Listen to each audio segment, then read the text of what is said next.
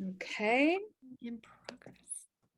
Have some people coming in and joining us. Hello, happy Saturday.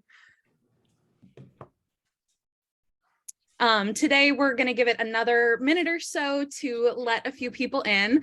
Also, I apologize. The second I started this webinar, I have my trash truck coming to pick up. So if it's super loud in the background, I apologize. But I hope you guys are all doing well. I'm so excited to have session 2 today. Last weekend went amazingly, and thank you to everybody who joined. We had a wonderful time with Carlos, Alex, and Anupa. And today I'm really excited about our panel. We're going to get started again in just a minute, but if anybody, Baylee, can you go and make sure that the chat is enabled? Absolutely. Thank you. So in the chat, again, we're just going to have you guys introduce yourselves, your name, where you're from, kind of try to gauge where our audience is from today. And then similarly to last week, we asked you about what your favorite blue or green space is, to kind of get your minds thinking about the areas in your community that you think are worth protecting. So if you have any more anecdotes about why those places are your favorite green or blue space, definitely let us know. So yeah, we're going to give it about a minute more and we'll get started.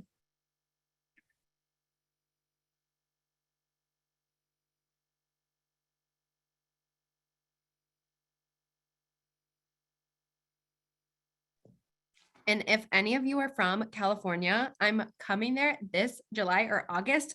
So if you can, especially recommend to me places I should include in my journey, I would be much appreciated of you if you could do that. No, that's like, you don't need to do any work for me. I can do all the research, but that'd be lovely.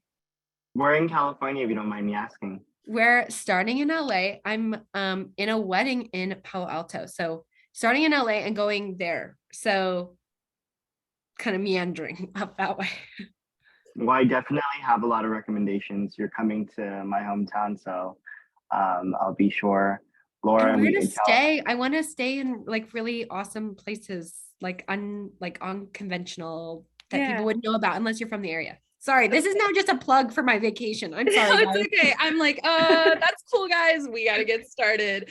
So I am again so excited to have our 2 panelists today. Let me see. Hold on. Sorry about that. Wait, I hit the wrong button. I know you guys are part of Zoom University and all of this stuff is the worst. So here we go. Here we are. Yes, session 2, again, kind of a similar schedule to last week. We're going to go through our introduction and our announcements. Again, my name is Laura Johnson. I'm the youth program supervisor for the Ocean Project, and I'm not going to go through and bore you with my resume. I just want you to know that if you ever have any questions, please feel free to email me. I'm the person who has been sending you all of the emails for this program at youth@theoceanproject.org. So if you have any questions, let me know. And then as far as announcements are concerned, I will grab these links to send in the chat in just a moment. But if you have not yet done so, we would really appreciate it if you could fill out our pre-program survey. It's okay if you've already attended session 1. We just really want to hear from you and learn about kind of your baseline knowledge about all of the things that we're talking about throughout this program, so that can help us evolve the program in the future. And then also, again, you will get the same link as last session if you joined us for the feedback survey for this session. We are integrating continuously all of the feedback into each session. So we're already trying to implement some of your feedback from last week. Now, I would like to pass our panel over. We'll officially get started. Our lovely panel facilitator, Baylee Ritter, good friend of mine. Take it away, Baylee. Hey everyone, you know me, the Ryan Seacrest of Ocean Conservation here. No, joking. I'm so excited to be back with you guys a second session. I love being able to facilitate these conversations, mostly because I just want to pick these awesome people's brains. And I know that you do too. So if at any moment you have a question for these two awesome advocates that we have here, or for Laura and I, throw that in the Q&A box. I would way rather ask your questions than ask the questions I have. So put those in there. You know the deal. We'll find a way to integrate those no matter what into our time here. Since this is a jam-packed time that we have all together. So don't be afraid to throw those in. And I know a lot of you last week didn't get a couple of those questions answered. Those, I promise you, knowing these two awesome people, those questions will 100% apply to these awesome panelists we have today. So throw some of the questions you had last week at them too, and get some new perspectives and new advice. So let's get it going. Let's get it rolling. The conversation awaits. First and foremost, I've gotten to see both of you in action and gotten to read your bios, which are incredible, but I'd prefer to hear from you. So starting with Callum first, because I see his lovely face right in front of me. Name, where you're from, current work, and what is your favorite blue or green space? Okay. Well, hi, everyone. Thank you so much for having me here today. It's been so great.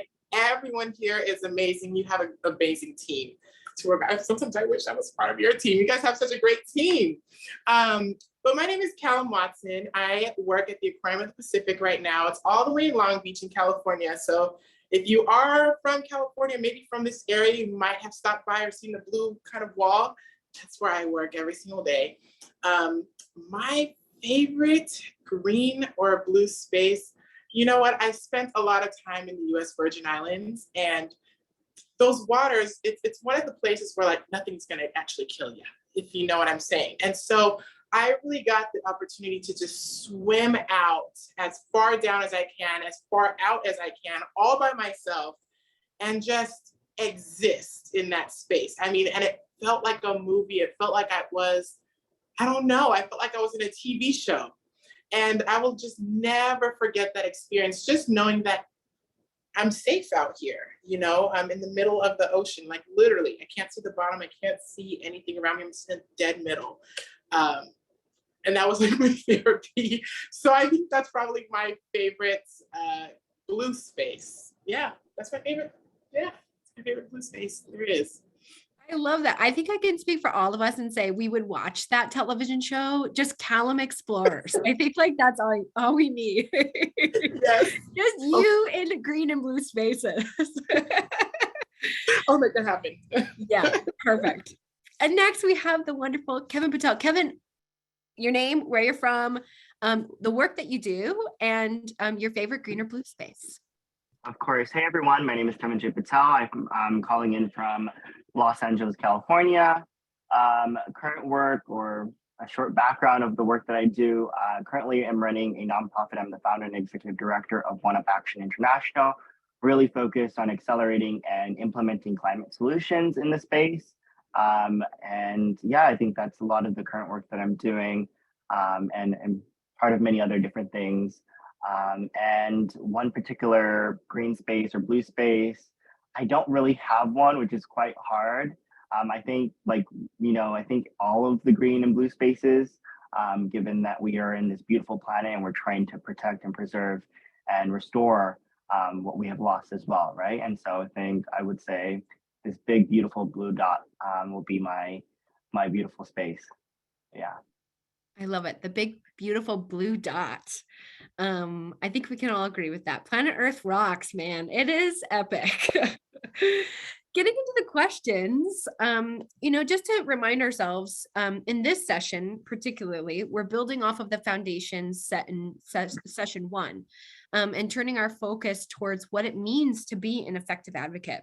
More specifically, we're chatting about how to best connect and collaborate with members of your communities to co-create the most effective solutions for change. So turning our first question over to both of our panelists, what does it mean to you to be an effective advocate? And then taking that one step further, what does effective collaboration look like to each of you right now in the spaces that you occupy? And whoever wants to go first.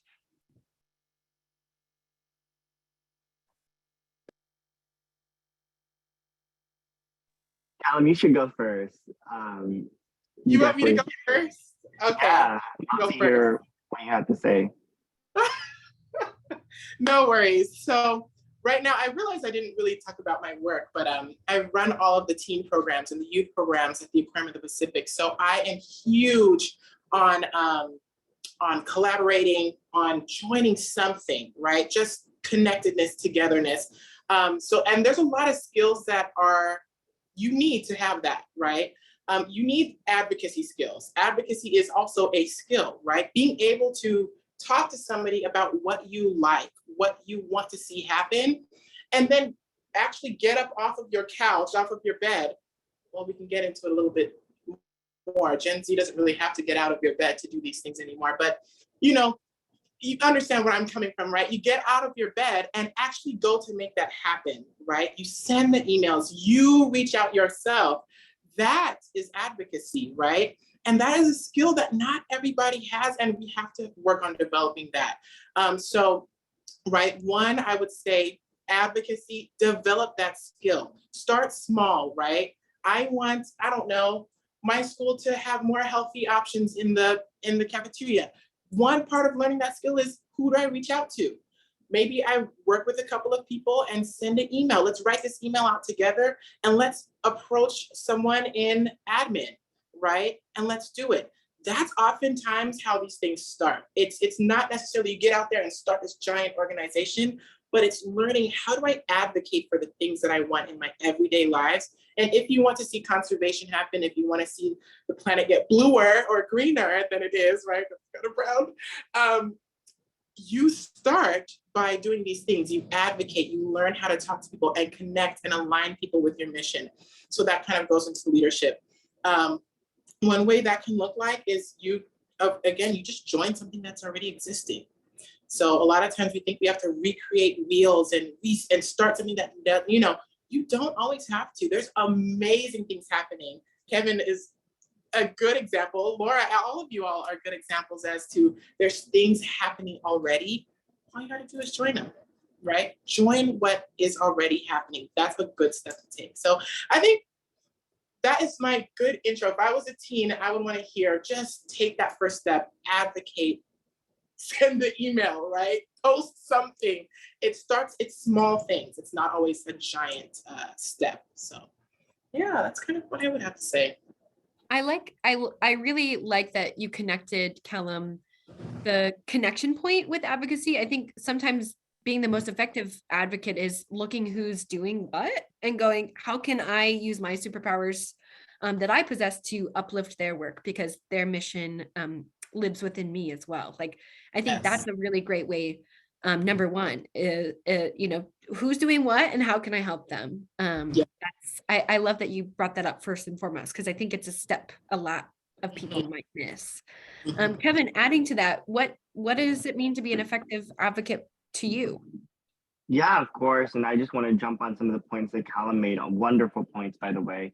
It's starting small. I would also go out to your community and see what issues you guys are facing, because I think at the end of the day, who knows best the issues that you are facing than the community members, right? The people that you are creating this community with. I think on the effective communication standpoint or collaboration standpoint, I think there's a 5-step bullet points or points that I would go off of is to and a lot of what Callum kind of said is jumping off clear communication and shared goals are key to really effective advocacy and communication and collaboration. And encourage open and honest dialogues with the community members that you're working with or the people that you're working with. Recognize and value the strengths and expertise of each individual. Everyone brings something to the table. And everyone has different skills. We're all able to learn from one another. And I think that's really how we're going to have, effective collaboration and communication. And then be open to compromise and, hear new perspectives. I think a lot of the times we obviously understand the issues that we're facing, but I would have never been where I'm at right now if I wasn't to kind of hear out what other community members are, where they're coming from and how their, if I were in their shoes, right, and the issues that they're facing. And then, foster a positive and inclusive environment, making sure that the place that we're trying to create, the environment that we're trying to create, the collaboration or communication that we're trying to create is a safe space for those who are wanting to come. Because obviously we're all wanting to make change. We're all wanting to use our advocacy for the greater good, right? But it sometimes, it won't sometimes leads the other direction. And so we want to make sure that every time that we're stepping into this role of advocacy or this role of leadership, that we are always trying to come in an inclusive environment and a positive environment so that people can feel safe to, communicate as well as showcase what issues that matter the most to them. And I think that's what it means to be an advocate, really, in my sense, and everyone here that's hearing us can come up with 5 other ways that they see to be an advocate, right? Or really kind of what it means to them to be an advocate. So I kind of live by that model. Sounds like super easy, right, guys? Like, you guys, we're done. Just, log off. No, I'm totally joking. But it does. It sounds super easy. Like, yep, mark those down in your notes and go ahead and do them.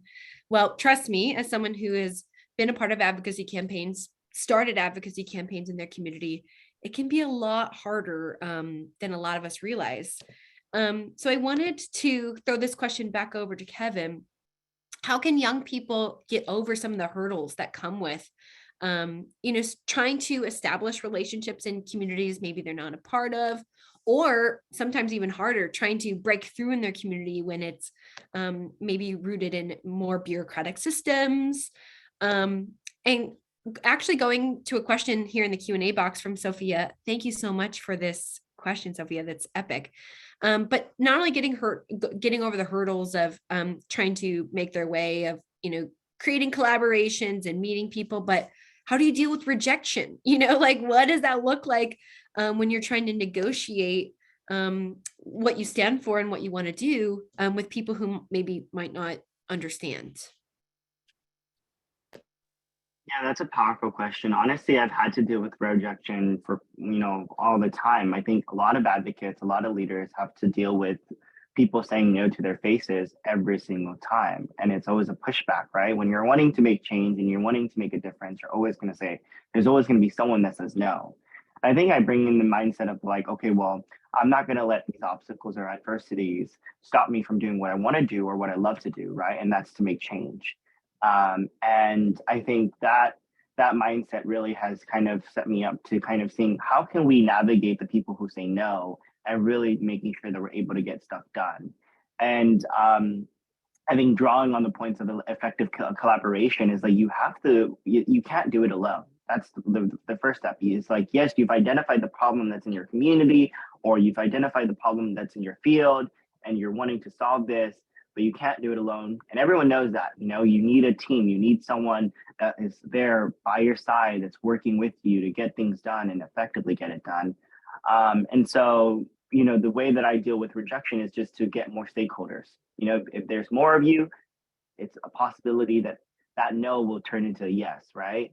And I've seen it firsthand. The Youth Climate Commission that I established here in LA County, that was a no. It was a no from everyone that I was going to.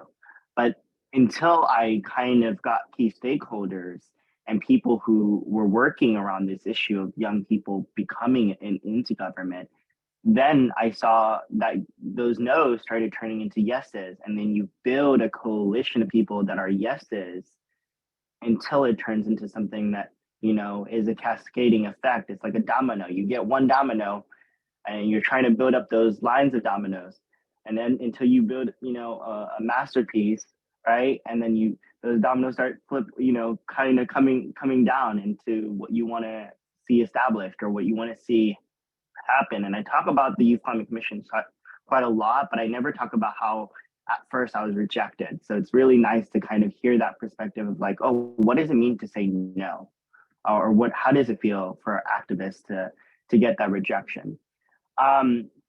Yeah, I think scaling up your efforts when you have that pushback is to identify engaged key stakeholders who will support you in your cause, and to kind of build a strong and diverse coalition to increase your impact, because you can't do it alone. And then developing, yes, you have the solution that you wanted, or you have the campaign, you have the solution, you have something that you're wanting to do, right? But you need to develop a clear and compelling message to effectively communicate your goal. So utilizing social media and other forms of technology to raise awareness on the issue or whatnot, and mobilizing support, whether or not it's in social media or just on your community level, right? You can go to your city council, you can go to people who might not be aware of the issue and try to educate them, like, hey, like, this is something that matters to me the most, and this is why you should care about it as well, and educating those other people. That's how you really build support. You build, it's like those small things, right? It's a trickle effect. Naomi Klein once said to me, and she says this to everyone, is that it starts with a spark and then it turns into a wildfire, right? In her book, On Fire. And it's really around, how it starts with one person lighting that spark and really wanting to make something happen. And then everyone, with that one spark, it really turns into something that is huge. And yeah, I really kind of think, I'll bring this last point in, is to have SMART goals, specific, measurable, achievable, relevant, and time bound. I know that so many people in our activism spaces usually use SMART goals, but without even knowing they're using SMART goals. And I think it's so effective if you just chart out what you're trying to do. Why is it specific? What are you trying to really do, right? Why is it how is it measurable? How are we going to make it measurable? Who are the key stakeholders to make it measurable? And is it achievable? Can we actually do it? Is it something that we can do? Is it relevant to our community, to the stakeholders, to the people that matter? And then what's the timeline for it? Can we do it within a certain timeline, right? And so I use that as effective communication and advocacy in my work. But I usually don't talk about it. I just like, hey, yeah, I use SMART goals, but I don't say that I'm using SMART goals, but I just realize I'm using them because I'm like, oh, we're charting, we're mapping out what is happening. But yeah, I'm sorry to take up that much time on that, because that was a complex question, but I'd love to hear from Callum on that same question as well. Yeah, that was a really good answer. And I mean, who can beat that answer, right? I think just to bounce off of what you're saying, one big takeaway for me is, and this is a quote that I say all the time, a no is a yes somewhere else. Have you ever heard of it? A no is a yes somewhere else. So just because this group of people said no doesn't mean that that group of people says yes, right? And two things can be true at the same time. That's another quote that I love to say. Two things can be true at the same time. Just because your idea or your passion might not fit this group of people doesn't make it bad or a wrong idea or that it's not feasible, right? It can be feasible for someone else, right? So two things can be true at the same time. Yes, it's not a good fit for them, but yes, it's a good fit for them, right? So I'm speaking to like the 14-year-old child or kid who's sitting there, right, saying, oh my gosh, I have school, I'm juggling all these things, I'm having a boyfriend, girlfriend, friend. You have life going on, right? And somebody tells you no, it's hard, right? So it's okay. That no is just temporary. It's a yes somewhere else. And it might mean going to a different location, finding a different person, emailing someone else. You can even forward that same email to someone else, right? But try, don't stop, try. And that's why I spoke about advocacy as a skill, right? Because it is the practice of you getting out there and trying again, speaking up for the things that you want to see happen, right? Another thing, I kind of wanted to put a slight cultural spin on this. As I'm big on education and big on learning, how people learn, why people engage in what they engage in. That's really complex. It's hard. It's a difficult topic. As I started studying climate change and science and its relationship to the Black community, I quickly discovered that we weren't there. We were not showing up. I mean, as far as when you see us everywhere, why aren't we in these spaces, right? And it was only until I dug deeper and I started learning, right? Just took my own time to learn more about the culture.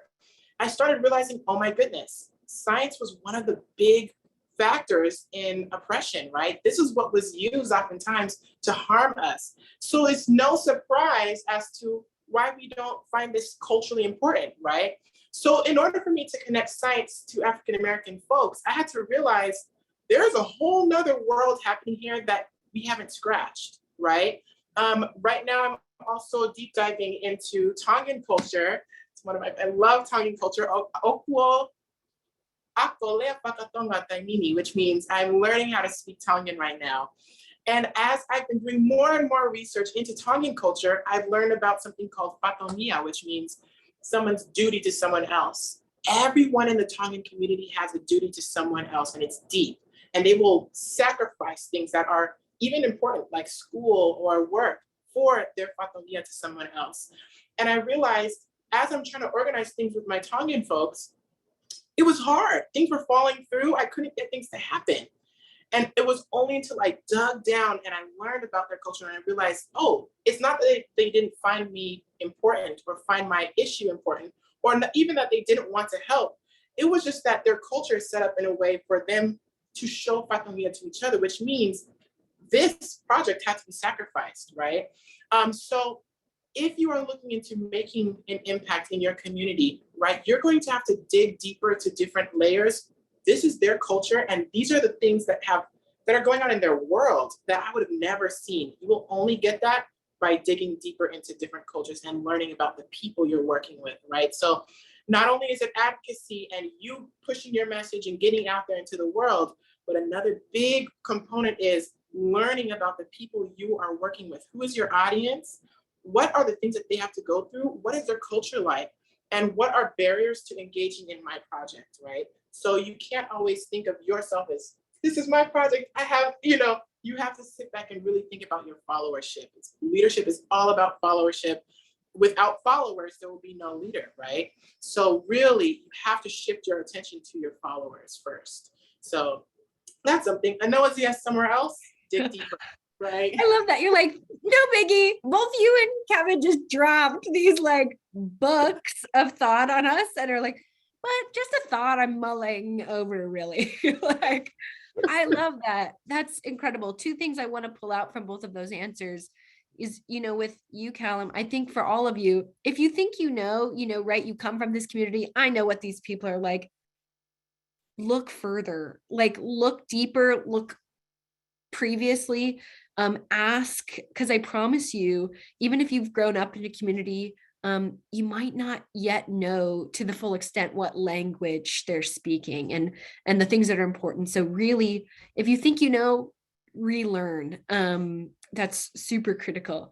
And then pulling out what Kevin said, actually, this kind of helps answer Sarah's question in the chat of what are tips on being able to sell either stakeholders or say corporations, government officials, them a more professional pitch. And I think Kevin bringing up the SMART goals is a really awesome way to organize your pitch, which you'll be learning more about in session 4.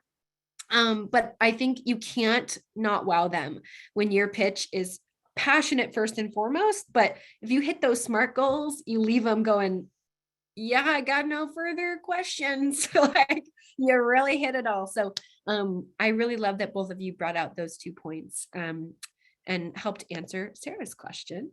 Keeping this with Callum, actually, I kind of wanted to pull out, a little bit of what Kevin was talking about of kind of building these peer coalitions to kind of strengthen a movement. And as someone who works with young people on the daily, what are some tips that you have for young people wanting to find other like-minded advocates? Because it's kind of awkward. What do you be like, hey, are you into protecting corals or like not? It can be awkward. Like, how do you start that? So what are tips and tricks that you have for young people either wanting to help build that coalition and just meet new people with like-minded advocacy interests? Right. Good question. Okay. So Gen Z is also pretty good about this, I will say. You guys are all about connecting with each other, and you also have a really profound way of doing so. You have the internet, right? I just am learning about this whole concept of digitalization of place, which basically means you don't have to leave your house to live life anymore in this day and age. You can literally basically get everything that you would have normally gotten leaving your house for inside your house at this point. So use what you have in front of you. If you have access to the internet and to phones and things like that, step one, use it. I know some of you guys are all familiar with Discord, right? I mean, there's all kinds of groups on Discord, all kinds of groups on the internet, and they will help direct you, right, to the right places. So that's one. Find a community where you're at, and that can even be at home and it's online, right? So I know the older generations might be like, get outside and talk to people. That's probably their first response, right? But I'm a little bit different. I think that you can find amazing groups and things that are happening online. So that's step one, and you will find them even if they're across the world, right? Yeah, community can really mean a lot of different things. Now, another step is to look for the places around you. So a lot of teams that I work with, they have that advocacy skill, and they will sit down and they'll say, okay, what's around me that I can get involved in? Okay, there's youth leadership in Long Beach. Okay, there's the Office of Sustainability. They have a youth program. And then they say, oh my gosh, there's the Aquarium of the Pacific. Like, they have all these, and they apply, right? So look for organizations around you that are doing amazing work and see how you can get involved. A lot of them will have youth things happening. Even if there isn't something youth related at that place, email them and see if you can start something, right? Hey, I'm really passionate about this. I love your organization. I would love to talk more about how we can start like a youth group surrounding this, right? Or is there anyone that I can talk to? Ask. Knock, and the door shall be opened unto you, right? You closed mouths don't get fed. So ask, get in there and start something. That's one way to do it. And you'll find, as far as the awkwardness goes, it's not as awkward as you think, especially when they're already engaged in something that you like, right? So you already have that like-mindedness where it's like, okay, you like the ocean, I like the ocean. That's one thing right there. If there's anything, there's that, right? And there's always ways for you to connect. And when you're talking to other people, it might feel awkward in your head, but to that other person or to that group, it actually isn't as awkward. A lot of the stuff that we feel is here. It's locked in our heads, right? So that's something that I find with teens. When I work with teens all the time, they're like, oh, I did such a bad job. This was so awkward. Or, oh my gosh, I don't know if this was good enough. And I'm sitting over here thinking the whole time, you killed the game, right? So learn to just go for it. Try it out. You think it's awkward, you plug through, do it anyways, right? Other groups might not think the same way. They'll think you're a rock star, okay? So a lot of the things that are happening are in here. Go for it anyways, okay? That's what I would say. I think a pull quote from that is, it might be awkward, but do it anyways. I think that's like the best pull quote. True. It is It's so true. Title of my Martha Stewart. autobiography. Yeah, the title of Laura's autobiography. I love that. No, that's perfect. Yeah, I love what you said, Callum. It just might be in your head.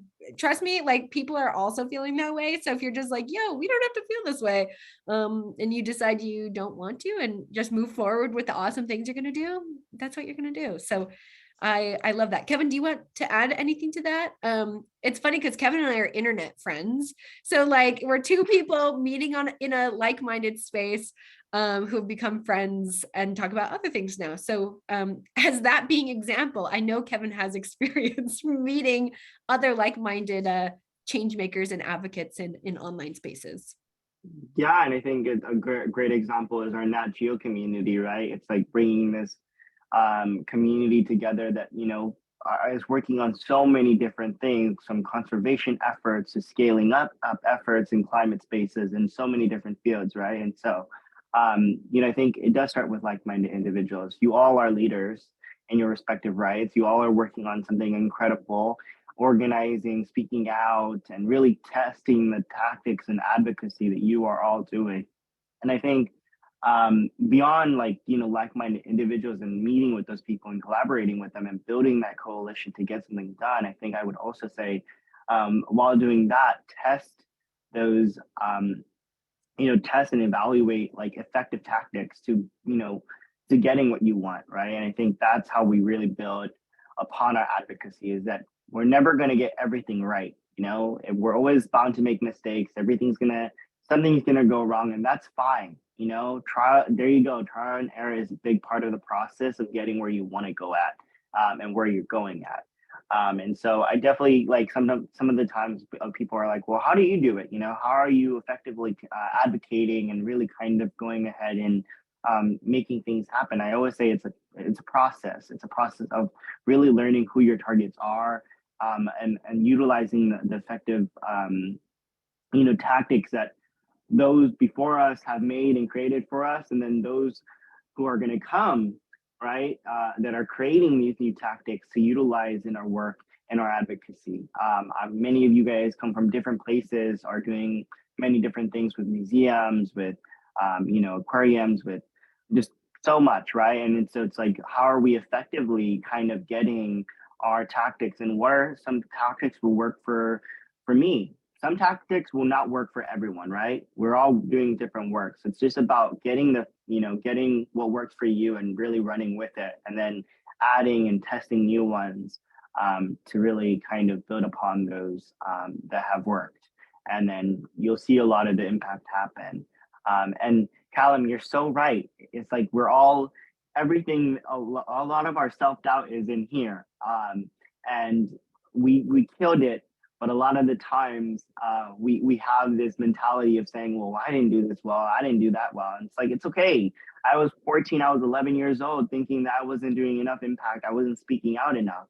But I was doing as much as I can do. And I think that's another thing. It's like, you're doing enough, and there's always going to be people who are going to, that are going to pick up that mantle and, do more even in your name. And carry on that progress, initiative or project or whatnot. So yeah, I think just on that little side note of like collaboration and really kind of having to lean on community, Laura. Yeah, you're really right. So yeah. Oh, I love these answers. I can't wait to watch this back and just like transcribe it for my wall, just put these quotes on my wall, really. Something, because this was not an original question that we had, but one that I was thinking that you both have answered in ways, and I just want to like pull on it a little further, is, we've talked a lot about this advocacy journey of identifying an issue, identifying who maybe is already working on it in the space, identifying, okay, who are people a part of this, who are stakeholders, who are community members this will affect the most. Taking that and looking at advocacy, I think sometimes we can view it as like step 1, step 2. But what are things that either of you have learned in your advocacy journeys that maybe you didn't know was a step that was so important that like you want to shout it from the rooftops that you only learned by doing? And maybe you can help us all skip the learning by doing part and we could just do it. So yeah, what is one step that you didn't realize you had to take but was so critical, that you want to impart with all of us? I'll go first. And it's not one step, it's multiple steps, right? This is a multi-process thing. It's you have so many things that we have to do and keep in mind of. I think I'll go on to 2 things, and I'll get into a little bit more further. Balancing schoolwork. We're all, there are very much a lot of young people here that are tuning in. I know I saw some people who are 14, 15, 16, 17, so balancing schoolwork and conservation work or advocacy or whatever you're doing, right? And how to do that. And then I'll also touch on whether you need a degree and experiences. But I'm going to kind of touch on the balancing schoolwork and use the work that we're all doing, the advocacy work. Because I think starting at the age of 11 from middle school to now, about to graduate, university, I've seen a lot of things and I've implemented a lot of the tactics to kind of balance my school to advocacy life, right? I would give four points basically, and 4 simple points if they're simple. to prioritize and manage time effectively. And that, you might be hearing that so much, right? How are you effectively managing your time? What times are you taking your classes? Or do you have set times? I know so many people have different school schedules. Make sure you are looking at your school schedule and then also trying to fit in what you're trying to do within that school schedule. So time efficiency, time utilizing your time effectively, and then going back to setting realistic goals and expectations um, for both school and advocacy work, right? And that's, you know, step number two, really very effective to really getting what we're wanting to get at. Um, and then I think we touched upon this. The third point that I would make is to seek support from not only like-minded individuals, but from friends, from family, from teachers, from people who you think that will help you to get to your next point, and which is really important. And then the fourth one was take advantage of opportunities. There are so many opportunities from you know, experimental learning, internships, or volunteer work. Take advantage of that because that will help you getting to the next point, right? And you would be surprised just how much people are working in the same thing or doing the same thing, and you can really achieve your goals through that. And then my last point for balancing schoolwork and you know, our work and advocacy is to remember that self-care is important, and that make time for resting and relaxation. You know, there's something from the NAP ministries that says rest is resistance, and we really need to make sure that we are resting, so that that is our form of resistance. And right after this, I'm actually going hiking. You know, that's my form of rest. This is my I'm talking to y'all, but after this, I'm going hiking. I'm gonna be watching some trails here in Los Angeles, or doing some trails in Los Angeles and seeing some of the scenic route. And then I'll touch upon the degree and experiences. You don't need a specific degree or experience to be successful in the work that you're doing in this movement. I will just say that a lot of people will say that you need a specific degree or that. I think that's institutional. Oh, I'm like blanking on this word, but it's been, you know, kind of that comes from the systems of oppression that these institutions hold a lot of the power over you. And I think some of the times we have to remember that we are creating something for us that is just, that is, you know, of justice. And what does that look like is not to play into these notions that we need a degree to get what we want to do or in life, right? Um, and make the people that we love happy. You know, I would just say a combination of passion, dedication, and hard work can be just as effective as a degree. We all have something that we're wanting to do that we're passionate about and making a difference and making sure that our community really can drive that, you know, drive that change. And so those three things, passion, dedication, and hard work, will really kind of make that happen. And then my last 2 points would be, you know, kind of the opposite of getting a degree, but it's like, you know, gaining relevant knowledge and skills and experiences through education or work can be beneficial to increase one's impact. And so really, I said, you know, a lot of people might be mad at me saying like, don't go get a degree, or you don't need a specific degree. But I think it's important to recognize that there are many opportunities for education, and education is something that is, we ourselves can educate ourselves, right? From learning and researching and doing so much stuff. We can learn from others, our peers, those who came before, our ancestors, and our elders and whatnot. And so we have such a learning community. So I want you to know that there is education without the institution, right? And so we can really tap into those networks and really kind of gain the knowledge that we need to make a difference. And then third, networking and building relationships with others in the field is also important. I think it goes back into the point of like, try to network as much as you can. Go on LinkedIn. If you don't have a LinkedIn, make one, and try to look up people who are working in your fields, or Instagram or social media or anything. Try to connect with those that are doing stuff that is important to you. And I often do that. I always look at people who are doing similar work, and that's how I've really been kind of realizing that, you know, we're all trying to do the same work. And it's just amazing to connect with like-minded individuals. So yeah, sorry for taking up that much time, but I had to touch on those 2 points. I love those. Callum, how about you? Any more to add to that? Sure. So I am kind of coming from a different space. So I'm also very much in the academic space, right? Right now, I am getting my PhD in leadership and education. So, right, and let me tell you something. I never saw myself being in a PhD program, never saw myself probably even going past the master's. The reason why I did it wasn't for socioeconomic status as much.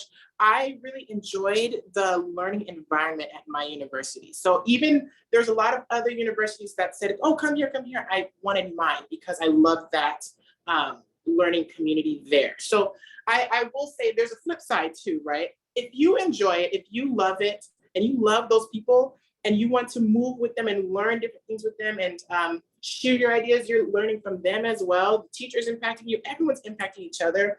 That space has really enriched my life in a way that I never thought it was going to. So I will say that also I'm at an aquarium, right? I'm running all the teen programs, all the youth programs at this aquarium. I'm kind of forging a new path in this space, right? Leading something forward, right, into the future, something new, creating new programs, opportunities for people to go and have their own opportunities, right? In this space, I've had to learn more about leadership, necessarily more than like even ocean science.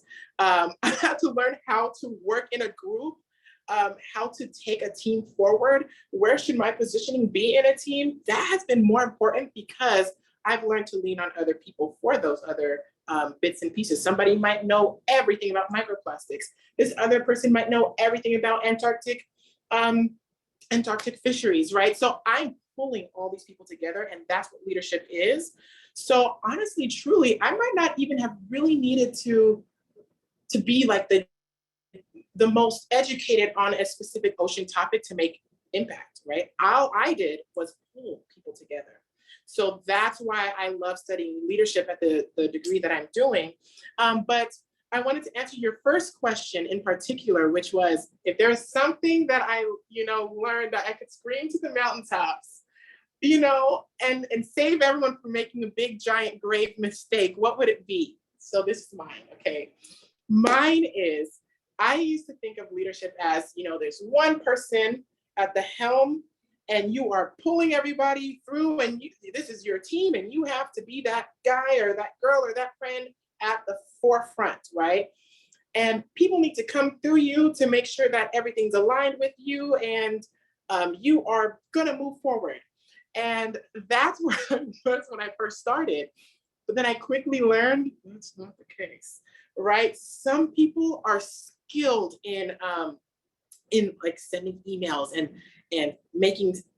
organizing things together and scheduling and things like that, right? I mean, when I say skilled, I'm talking skilled, right? I mean, they're going to schedule for you for the year, right? You look for that talent and you bring that in. Some people are amazing at public speaking and they have the skill, it's called woo. They can win people over, right? They have that skill. They might not have the other skills, right? They might not schedule anything for their life. They might be late to everything, but they are going to win your point over, right? Your mission statement will be won over with that person. So that's a skill, and I bring that skill in, right? This other person is my skills person. Everyone's seen those videos where they're like hacking into the mainframe and oh my God, I was just referencing this to somebody. I was like, getting into the FBI, blah, blah. I love that. And we're in, right? You have those people on your team. So you enable them, you remove barriers. That's your job, is to remove the barriers. What barriers exist from you to do your best work? You're skilled, right? And you look for talent. So that's something that I learned. Instead of them coming through me to get things done, that might actually diminish them, right? So I want to multiply them. You do your work. I'm not going to tell you necessarily everything to do, but what I am going to do is remove the barriers so that way you could do whatever you do better. So that is something to learn. So that being said, I wanted to just challenge you all to think about this. You know, you want to start something, you want to start a club, you want to join something. How do you look for talent, right? How are you looking for people with those talents? And how do you say, I can use that talent. Here's how I can use that talent. How can we multiply what you have, right? So think in that way instead of, I want to join something so I can get something done. Think more of, who can I bring aboard, right? And how can I help them do what they already do better? So that is a really big key to leadership. It's not necessarily this heroic leadership, which is what it's really called. I'm speaking to heroic. Think about Superman, right? With the little cape blowing in the wind or whatever. That's heroic. One man, right? Think about the terminology there, man, right? Heroic leadership oftentimes means men. I mean, there's so many things wrong with heroic leadership. We're moving into a post-heroic leadership era where I don't need to know all the answers. I don't have to be the expert in the room. I just have to be sure that I'm bringing in people who are, and I'm enabling them to do it better. So we're moving into that post-heroic leadership era. And this is the era that you guys are all growing up in, Gen Z. Learn how to do that well. It's all about team. It's all about leadership and followership, togetherness, connectedness. That's what it's really about. That's something else to the mountaintops. Oh yeah, I love that. And I think kind of adding on to that, if any of you, when Callum was speaking, you were like, actually, I'm kind of the boop, boop, boop, boop, boop, like really be that person. I think in leadership and in advocacy, particularly, we all have this idea of, well, I want to be the person like leading us all forward. And it's okay if you're not. You are still a leader. If you're hacking into the whatever, not really hacking, don't hack, but like if you are, you know, the scheduler, you're the creative, you are the wooer, like those roles are so critical, and it makes you no less a leader than the person who's kind of organizing all of that, which is historically been considered the leader. So I think first and foremost is understanding, what part do you like? And it's okay if it's not everything and you really just want to make the graphics for your conservation organization. Like that's really cool and necessary too. So understanding what role you want to play in this, I think will take you so far in this space. I know Laura wanted to add one thing to this as well. Yeah, just for 5 seconds, I have a little 2 cents to add, and then we can move directly into the Q&A. Although I honestly think we've touched on a lot of on the 2 questions we have in there right now, but I would still love to hear more questions from all of our audience members. But to kind of just tie in a couple of notes that both Callum and Kevin have introduced, we were so lucky when we did this advocacy training for our World Ocean Day Youth Advisory Council last year to have Paul Rose, is National Geographic Explorer, come. And one of the questions that he answered specifically during his session with us that has really stayed with me since then is, you know, if you want to be a leader and you want to join these great expeditions, right, and there's a huge project going on, there are so many moving parts to make those things happen. You need a photographer. If you're doing like a physical labor thing, you need people building stuff with literally like hammers and nails.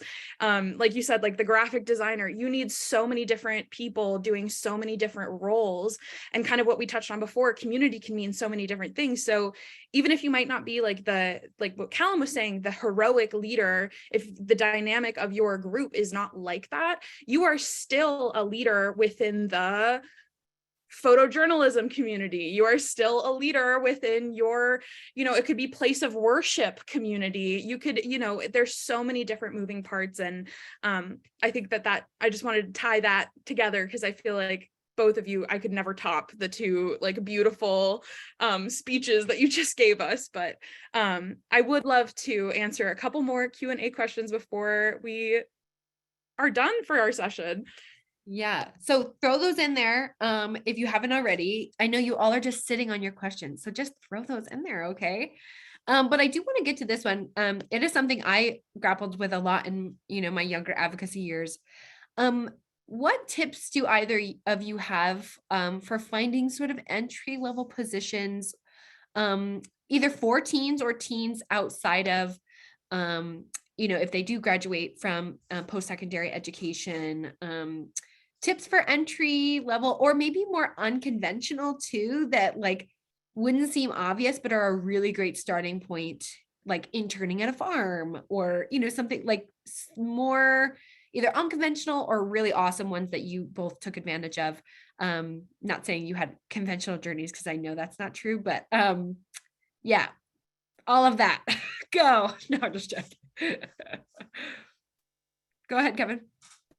I would say, yeah, going and looking at green job boards.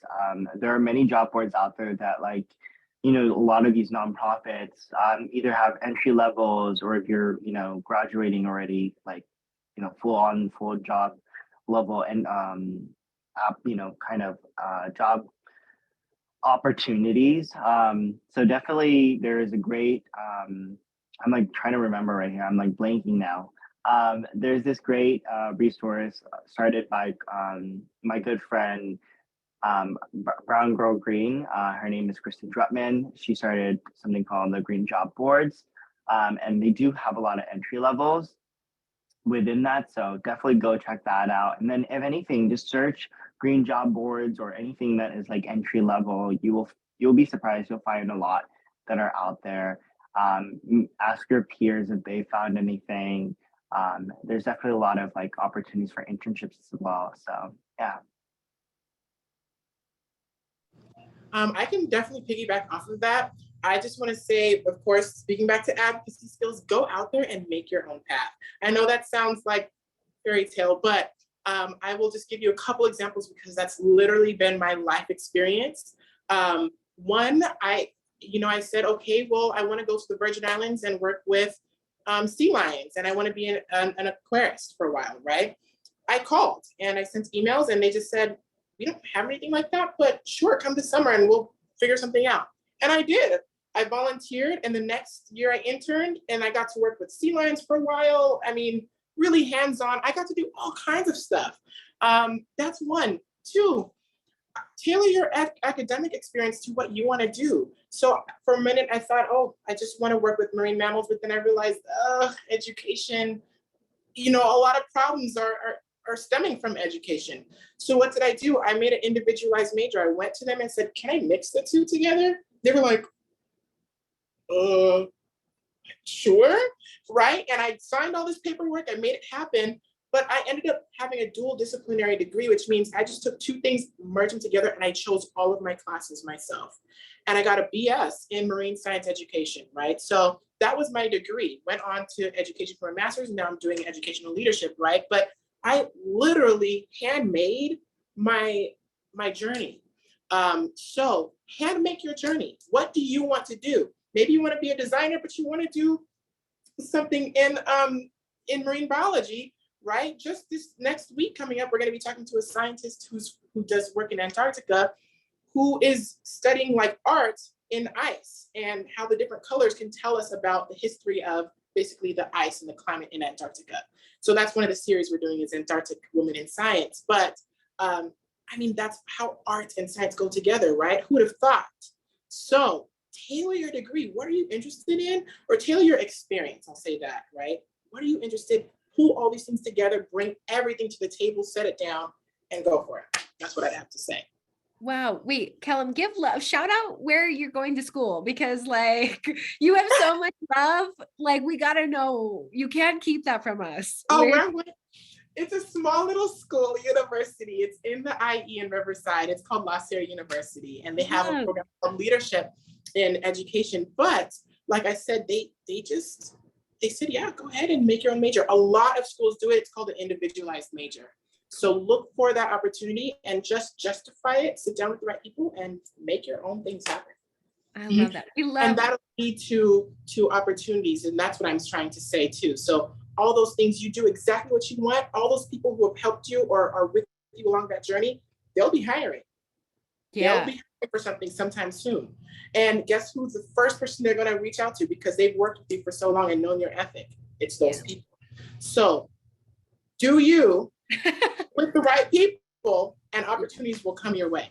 Yeah. So I love that. Also, I think Kevin mentioned, if you guys don't have LinkedIn, I know like that was not a cool platform to be on in high school, but start looking up people on there whose careers, whose interests, whose advocacy, interests, passions you also align with. See where they got their start. Like it might be super random, but like, see if there's an equivalent in your community or the spaces that you occupy that could also maybe give you that experience in small food farms, if you're interested in sustainable agriculture and food systems and food insecurity. Like see what it's like to work at a place, you'll start to place together and piece together your interests. But like Callum said, do I have never truly met anyone's advocacy journey who's ever advocacy or leadership journey that has ever looked the same. So you do you make it right for you, as long as it's kind of filling your mission statement of what you want to do and what you want to achieve. I think you can't go wrong. So it's 3:00 in Illinois. We have done an hour, you guys. This is incredible. On behalf of your favorite Ryan Seacrest, which I'm really digging into that. But I just can't thank you, Callum and Kevin, enough for not only sharing your time, but sharing your knowledge, your interests, your passion, and your expertise with not only Laura and I, but everyone watching. I said this last week, and it's yet again true. Like your guys' work is the reason I'm optimistic. It can get really bleak out there, and then you meet really awesome souls who are just trailblazing and honestly giving us a lot of reason to be super hopeful about the future, including all of you on here. You guys give us so much hope every single day. So thank you. Keep doing what you're doing. We see you, and it is so, so, so impactful. But I know none of you get to hear that very often. So thank you. Yeah. I'm out. Laura has some. This is not my favorite part. I don't do announcements. I just do questions. That's where I live. All good. Honestly, you covered everything that I was going to say. Just given the fact that all of you today have joined us means that you are taking the steps necessary. You are on the right path. You're digging in. You want to learn more. You are actively seeking out places that you can learn more. So you are on the right path. Thank you all so much for joining us. Thank you to Callum and to Kevin, my dear, dear, dear friends. I just am going to send in the chat really quick a link to our feedback form. If you could just fill it out really quick, 2 seconds, and that'll really help us continue to improve the program as we move forward. But as always, the recording of this session will be uploaded into the Google Drive that we have linked for you in a couple of emails last week. I'll send out another email again, probably on Monday or Tuesday. But yeah, if you guys are done for the day, I guess we're done for the day. Kevin, have a great hike, and we'll see you all here next week on Friday. Just a reminder, our session next week is a Friday, not on a Saturday. So if you have any questions, feel free to send me an email. I hope you guys all have a great rest of your weekend.